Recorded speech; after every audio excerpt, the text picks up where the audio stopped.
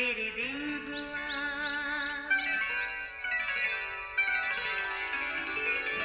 نیا پھر دن ہوا، پرانی رات کا کرے سو شکر ہم خدا کی ذات کا، خدا کی ذات کا نیا پھر دن ہوا۔ آج کی آیت، خداوند کا خوف حکمت کا شروع ہے اور اس قدوس کی پہچان فہم ہے۔ امثال 9 باب 10ویں آیت۔ عزیزو، ایک خدا کے خادم نے 200 مرتبہ بغور کلام مقدس کا مطالعہ کیا، مگر پھر بھی کہتا ہے کہ میں اب بھی خدا کی عظمت اور قدرت کے بارے میں کچھ جانتا ہی نہیں۔ ابھی تخلیق کائنات کے ابتدائی مراحل تھے۔ خالق خدا کے آسمان کے نیچے کے پانی کو ایک جگہ جمع ہونے کا حکم دیا اور اس کی حد مقرر کر دی اور اسے سمندر کہا۔ پھر اسی سمندر کے پانی کو حکم دیا کہ اپنے اندر اپنی جنس کے موافق بکثرت پانی کے جاندار پیدا کرو، اور ایسا ہی ہوا۔ گویا سمندر کے اندر ایک جہان بسا ہوا ہے۔ کون ہے جو اب تک سمندر کی تخلیق کو پورے طور پر جان سکا؟ کوئی بھی نہیں، کوئی ایک بھی نہیں، اگرچہ یہ تو فقط اس کی عظمت اور قدرت اور حکمت کی چھوٹی سی مثال ہے۔ اس کی بے مثال ہستی اور لازوال ذات کی کرشموں کے سلسلے تو لامحدود ہیں، جو کچھ تو نگاہ میں ہیں اور کچھ ادراک سے پرے ہیں، جن کو حقیقی طور پر یہ سمجھنے کے لیے خدا کے خوف میں زندگی گزارنے کی اشد ضرورت ہے۔ عزیزو، یقیناً ہم میں سے ہر ایک کو دریا کی اچھلتی بہتی لہروں کے سنگ ٹوکری میں پڑا ننھا سا بچہ موسیٰ یاد ہوگا۔ اسے مصر کی شہزادی کے محل کو چھوڑے کافی عرصہ ہو چکا تھا۔ اب تو وہ مدیان کے یترو کاہن کا داماد اور اس کی بھیڑ بکریوں کا نگہبان تھا اور ایک محنتی چرواہا بن چکا تھا۔ یاد رہے، چرواہا غیر معمولی شخصیت کا مالک ہوتا ہے، جس میں محنت کشی، صابر، بہادر، ذمہ دار، خطروں سے باخبر، موسموں کا مقابلہ اور برداشت کرنے کی تمام خصوصیات پائی جاتی ہیں۔ موسیٰ بڑی ذمہ داری سے یہ سارے کام سر انجام دے رہا تھا۔ آج بھی حسب معمول اپنی بھیڑوں کو چراتا بیابان کی پرلی طرف خدا کے پہاڑ حورب کی طرف لے گیا۔ وہاں اچانک ہی اس نے ایک عجیب منظر دیکھا کہ ایک جھاڑی میں آگ لگی ہے، پر وہ بھسم نہیں ہو رہی۔ اصل میں یہ خدا کا فرشتہ تھا جو جھاڑی میں سے اس پر ظاہر ہو رہا تھا۔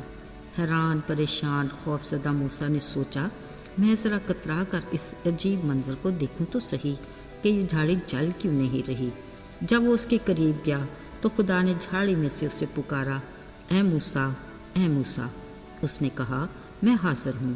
تب خدا نے کہا، ادھر پاس مت آ، کیونکہ جس جگہ تو کھڑا ہے وہ مقدس زمین ہے، تو پاؤں سے جوتا اتار دے۔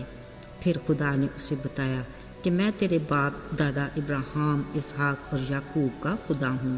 سو یہ سنتے ہی موسیٰ نے اپنا منہ چھپایا، کیونکہ وہ خدا پر نظر کرنے سے ڈرتا تھا۔ عزیزو، یہاں سے ہی موسیٰ کے دل میں خدا کے ڈر خوف کی ابتدا ہوئی، کیونکہ خدا اسے اپنے پلان کے مطابق بڑا کام لینا چاہتا تھا۔ خدا نے اسے اپنی حکمت عطا کی اور کہا، جرأت اور دلیری کے ساتھ فرعون کے پاس جا اور میری قوم کو مصر کی غلامی سے نکال لا۔ عزیزو، مصر میں فرعون بادشاہ کے سامنے جانا، اس سے اس کے غلاموں کو آزادی کے لیے کہنا، شاید یہ موسیٰ کے لیے کچھ خوشکن بات نہ تھی، مگر خدا نے اسے تسلی دی اور کہا، میں تیرے ساتھ ہوں۔ عزیزو، کلام مقدس کے مطابق آخرکار ایک طویل جدوجہد اور خدا کے عجیب قدرت کے کرشموں اور قوی بازو کی بدولت بنی اسرائیل مصر کی غلامی سے آزاد ہوئے۔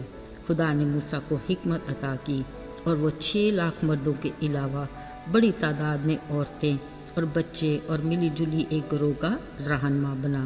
خدا نے اسے اس کے دشمنوں کے سامنے سرفرازی عطا کی اور خدا نے اپنے وعدے کے مطابق اسے ہر قدم پر کامیابی سے نوازا۔ خدا نے اسے 120 سال کی عمر عطا کی۔ کلام مقدس میں لکھا ہے کہ نہ تو اس کی آنکھیں چندلائیں اور نہ ہی اس کی طبعی قوت کم ہوئی۔